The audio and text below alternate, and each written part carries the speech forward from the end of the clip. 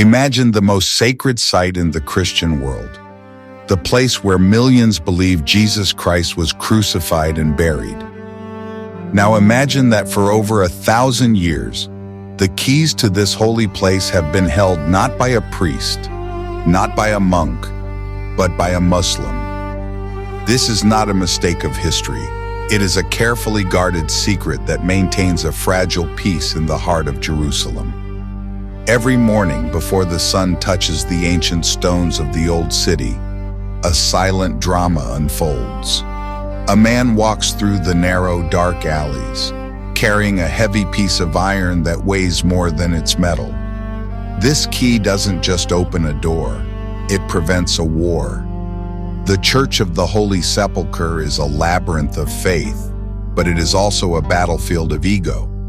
Inside, 6 different Christian denominations, Greek Orthodox, Catholics, Armenians, Copts, Syriacs, and Ethiopians, share every square inch of space. But share is a generous word.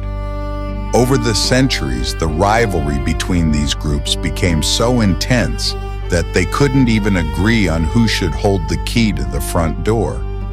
If one group had it, the others would revolt. The solution found centuries ago was as radical as it was effective. Give the power to someone who has no stake in the religious claim. The intrigue deepens when you realize that this isn't just one man, but a legacy of 2 families. The Judah family are the custodians. They hold the physical key. The Nusaybe family are the porters. They are the ones who physically turn it in the lock. Neither can function without the other. It is a system of checks and balances that has survived crusades, empires, and modern conflicts.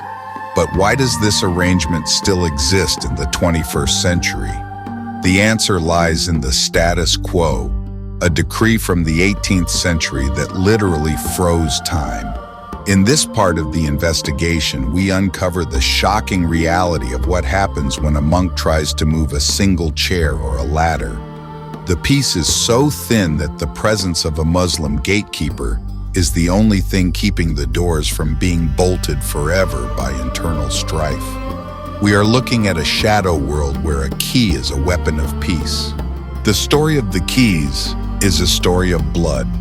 The Nusaybe family traces their roots back to the very arrival of Islam in Jerusalem in the 7th century. They weren't just random choices, they were soldiers and diplomats. When the Crusaders took the city and slaughtered thousands, the tradition was broken. But as soon as Saladin recaptured Jerusalem, he restored the keys to the Muslim families. He knew that the only way to stop the Christian sects from killing each other over the entrance was to put a neutral guard at the gate. This isn't just a job. It is a sacred inheritance passed from father to son for 80 generations. But the mystery of the church goes beyond the door. If you look up at the facade, just above the entrance, you will see a simple wooden ladder leaning against a window. It has been there for nearly 200 years. It is known as the immovable ladder. Why? Because according to the status quo, no one is allowed to move, repair, or even touch anything in the common areas without the unanimous consent of all 6 denominations. Since they can't agree on who owns the window the ladder is leaning against, it stays. It has become a haunting symbol of the deadlock that defines the Holy Sepulchre. Behind the doors, the tension is palpable. There have been riots over the cleaning of a single step of stairs.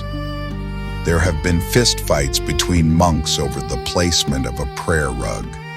In this environment, the Muslim keeper is more than a janitor of history. He is a judge.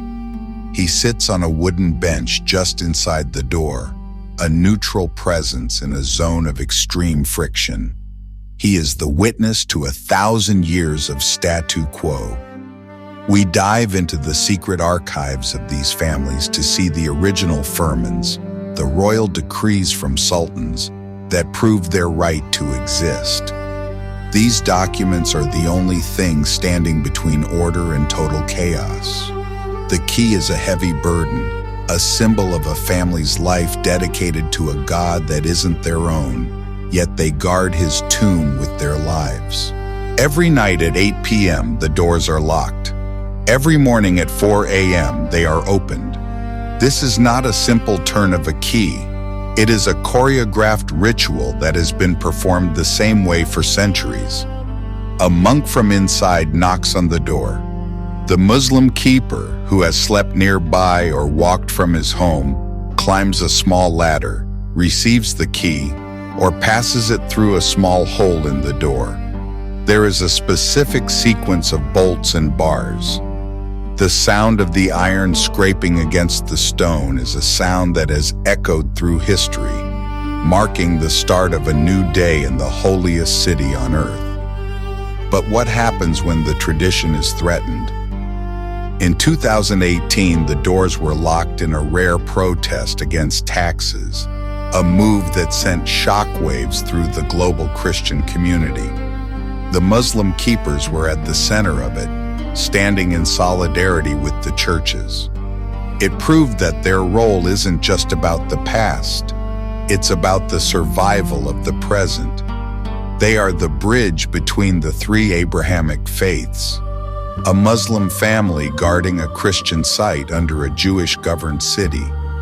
It is the most complex religious puzzle in the world, and it all rests on a single piece of iron. As we conclude this investigation, we realize that the keys represent something much larger than a building. They represent the possibility of coexistence. In a world of increasing religious walls, the Church of the Holy Sepulchre remains open only because someone from the outside is holding the door. The keeper doesn't pray inside the tomb, but he respects its silence. He doesn't join the processions, but he ensures they can happen.